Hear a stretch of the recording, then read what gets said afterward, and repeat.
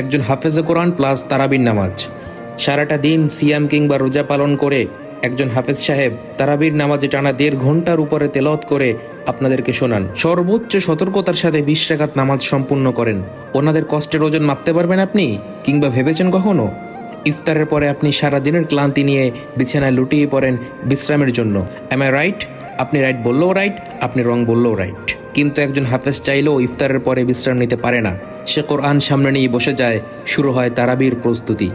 অথচ সারা দিনের ক্লান্তি তার শরীরকে দুমড়িয়ে মুচড়িয়ে ভেঙে দিতে চায়, তবুও সে বিন্দুমাত্র বিশ্রাম করে না। আচ্ছা, তাদের কষ্টের কিঞ্চিত পরিমাণ ভাগ নিতে পারবেন আপনি? এত কিছুর পরেও খুঁটে খুঁটে ভুল ধরার জন্য কিছু মানুষ সর্বক্ষণ পিছিয়ে লেগে থাকে। আচ্ছা, আপনাদের কি বিবেকে বাঁধে না, নাকি আপনাদের বিবেক বলতে কিছু নেই? এই প্রশ্নটা আমি আজকে সকলের কাছে রাখতে চাই। সকলে দয়া করে উত্তর দিয়ে যাবেন। প্রত্যেক হাফেজে কোরআনকে সম্মান করুন, ভালোবাসুন। তারা সম্মানের পাত্র, কেননা মহান রব্বুল আলামিন তাদেরকেই হাফেজ হওয়ার তৌফিক দান করেন যাদের তিনি পছন্দ করেন। হাফেজদের পিছনে লেগে নিজের ক্ষতি করা থেকে বিরত থাকুন। আল্লাহ রব্বুল আলামিন আমাদের সকলকে কোরআনে হাফেজদের মর্যাদা বুঝার ঘেলু দান করুক। আমিন।